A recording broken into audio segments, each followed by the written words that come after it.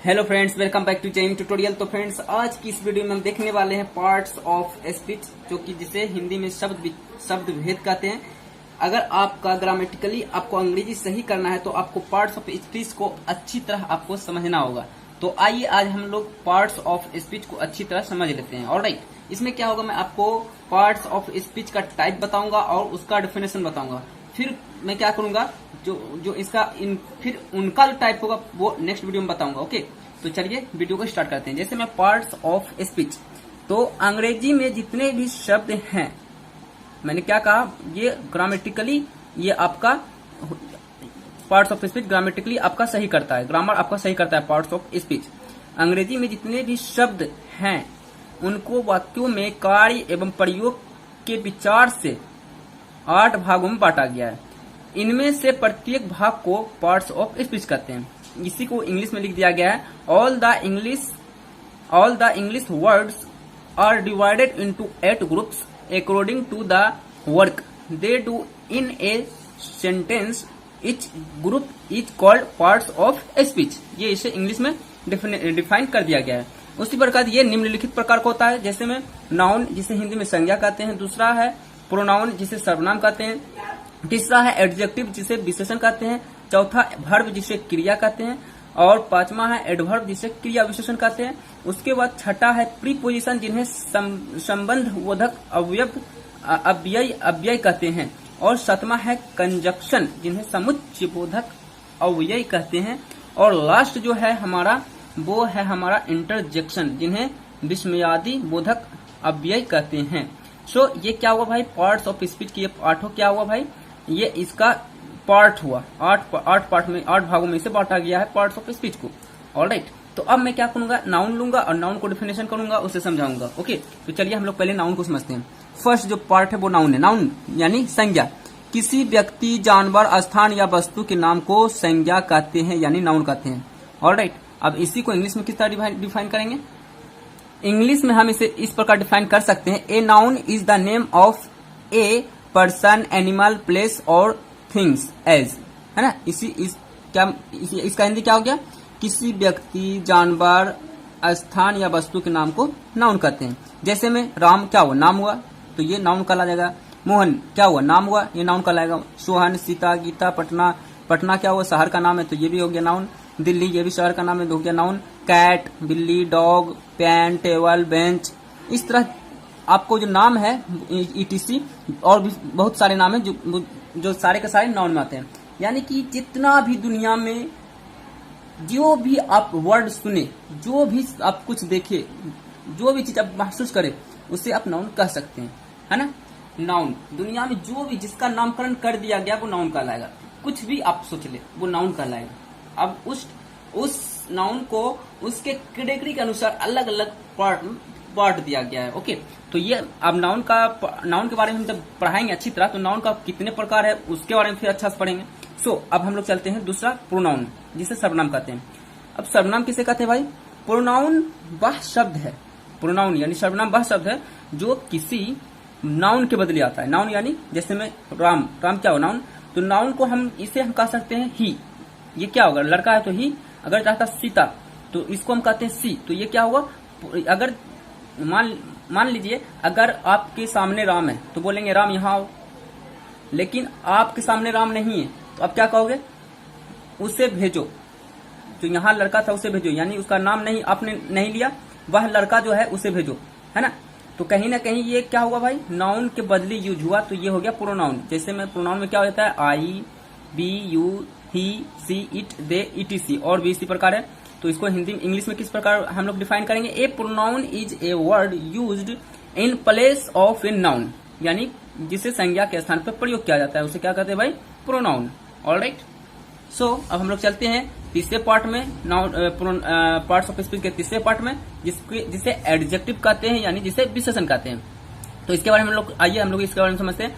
Adjective वह शब्द है, वह वर्ड है जो किसी नाउन या प्रोनाउन की विशेषता बताता है। ऑलराइट, आप पढ़ेंगे डिग्री तो उसमें क्या है, आपको विशेषता बताता है। जैसे में इंग्लिश में डिफाइन कर गया, an adjective qualifies A noun और ए प्रोनाउन, है ना।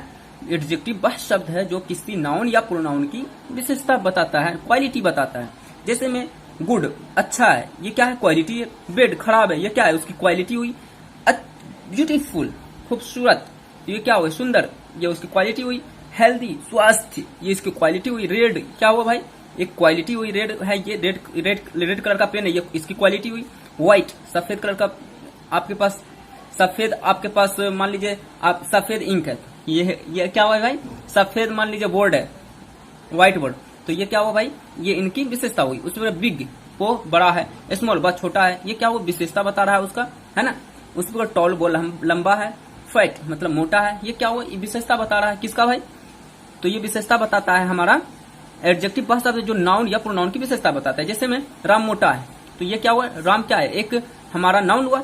ओके, तो ये क्या हुआ? नाउन का विशेषता बता रहा है।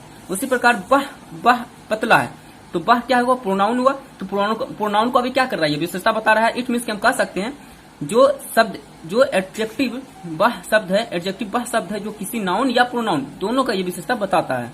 ऑलराइट, इतना बात समझ में आई? तो चलिए अब हम लोग पार्ट्स ऑफ स्पीच के चौथे पार्ट में है जाते हैं, जिसका नाम वर्ब है, जिसे हिंदी में क्रिया कहते हैं। आइए अब हम लोग समझते हैं वर्ब। वर्ब यानी क्रिया। वर्ब वह शब्द है जिससे किसी काम के करने या दशा या स्वामित्व का बोध होता है।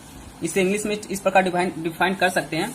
A verb is a word which shows यानी दिखाना एन एक्शन स्टेट और पोसेजन। ऑलराइट, तो उसे हम क्या कहेंगे भाई? वर्ब कहेंगे यानी क्रिया कहेंगे। यानी हम इसे कह सकते हैं डूइंग वर्ड, है ना। Doing word is called verb, इस तरह हम कह सकते हैं। काम करने की क्रिया कोई वर्ब कहते हैं। ऑलराइट, जैसे में खेलना, ये भी एक काम हुआ, तो ये क्रिया हुआ। ये क्या कहलाएगा? आना, ये भी एक काम हुआ। जैसे मैंने उसे बोला यहाँ आओ, वो आ रहा हो, उसका काम एक काम हुआ कि वो यहाँ आ रहा है, तो ये हम सारे वर्ब हो गए हैं। ऑलराइट, उसी प्रकार अब हम लोग चलते हैं। इतना समझ में आई?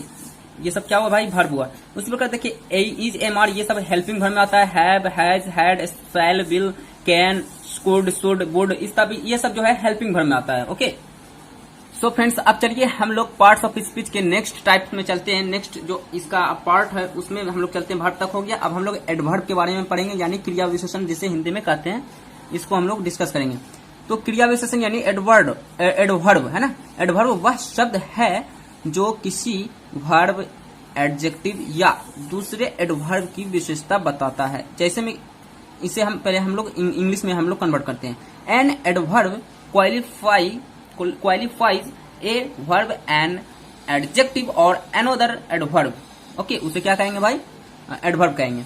जैसे में स्लोली, है ना, जैसे में स्लोली, केयरफुली, वेरी, है ना, ये ईटीसी, इस प्रकार ये सारे उदाहरण किनका हो गया भाई? एडवर्ब का।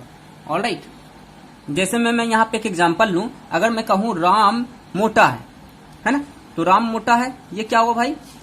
विशेषण हुआ, एडजेक्टिव हुआ। ये एडजेक्टिव रहा, राम मोटा है। यही मैं कहूं राम बहुत मोटा है, तो ये जो होगा सेंटेंस, ये होगा हमारा एडवर्ब में, है ना। Very, Ram is very fat, बहुत मोटा है, राम बहुत मोटा है। वह सही से चलता है, वह केयरफुली काम करता है ना। ये जो हो गया केयरफुली काम करना, ये एडवर्ब में हो गया। ऑलराइट, यानी विशेषता बताना किसकी भाई? एडजेक्टिव या दूसरे एडवर्ब की। ओके, तो चलिए अब हम लोग चलते हैं पार्ट्स ऑफ स्पीच के छठे टाइप्स में, यानी छठे हम लोग इसका क्या पढ़ेंगे भाई? हम लोग पार्ट पढ़ेंगे, जो कि छठा पार्ट है प्रीपोजिशन। देखिए क्या क्या होता है? Noun, pronoun, adjective, verb, adverb, preposition, conjunction, interjection. अभी हम लोग छठा में, छठा क्या है भाई? प्रीपोजिशन, यानी इसे संबंध बोधक अव्यय कहते हैं। तो इसका क्या है डिफिनेशन? प्रीपोजिशन वह शब्द है जो प्रायः किसी नाउन या प्रोनाउन के पहले आकर उस नाउन या प्रोनाउन का संबंध वाक्य में प्रयुक्त किसी अन्य शब्द या शब्दों से कराता है। अब इसका क्या मतलब है भाई? तो आइए हम लोग एग्जांपल के थ्रू हम लोग समझते हैं। ओके, तो पहले मैं एक मरतबा और समझा दूं। प्रीपोजिशन वह शब्द है जो प्रायः यानी साधारण, ज्यादातर, प्रायः मतलब ज्यादातर 90% केस में किसी नाउन या प्रोनाउन के पहले आकर उस नाउन या प्रोनाउन का संबंध वाक्य में प्रयुक्त उपस्थित किसी अन्य शब्दों या अन्य शब्द या शब्दों से कराता है। सो फ्रेंड्स, अब चलिए हम इस प्रीपोजिशन को हम इंग्लिश में डिफाइन करते हैं। इंग्लिश में क्या डिफाइन करेंगे? A preposition is a word usually, यानी साधारणतः प्रायः जिसे हम कहते हैं usually placed before a noun और a pronoun to show its relation to some other word in the sentence. ये हो गया इसका इंग्लिश में डिफिनेशन, जैसे in, at, on, from, to, by, of, etc। इसका चलिए हम कुछ एग्जांपल लेते हैं। जैसे वह सुबह में उठता है, तो में का क्या होता है? इन हो गया। वह सुबह में जागता है तो ही अवेक्स इन द मॉर्निंग। तो यहाँ पे इन जो लगा है ये क्या है भाई? प्रीपोजिशन है ना। ऑलराइट, ये सब सारे क्या है भाई? प्रीपोजिशन। सो इसी प्रकार वह देखिए ऑन, वह रोड पर चलता है, तो यहाँ पे पर का क्या हो गया? ऑन। तो ये क्या हुआ भाई? वाक्य में आया और क्या किया? एक रिलेशन बना दिया। वाक्य के बीच में क्या किया? दो वाक्य के बीच में एक रिलेशन बना दिया, तो इसे ही हम लोग प्रीपोजिशन कहेंगे। ऑलराइट। सो फ्रेंड्स, अब हम लोग चलते हैं पार्ट्स ऑफ स्पीच के साथ में हमारा जो है सातवां, ये क्या है भाई? पार्ट्स में सातवां पार्ट क्या है? 7 पार्ट हमारा कंजक्शन है, जिसे समुच्चय बोधक अव्यय कहते हैं। तो कंजक्शन यानी कंजक्शन वह शब्द है जो शब्दों या वाक्यों को जोड़ता है। जैसे में क्या भाई? जैसे में इसको पहले मैं इंग्लिश में डिफाइन कर दूं। A conjunction is a word which joins words और सेंटेंसेस टुगेदर। जैसे में एंड, व्हाट, और etc। चलिए मैं इसका हम कुछ एग्जांपल लेते हैं ताकि आप अच्छी तरह समझ लें। जैसे मैं यहाँ पे एक एग्जांपल लेता हूँ। जैसे में आपको दोस्त ने बुलाया कि आपको शाम को आना है, लेकिन आप किसी कारण नहीं गए, आपका तबीयत खराब है, तो आप क्या बोलते हैं कि मैं जाता लेकिन मेरी तबीयत खराब था।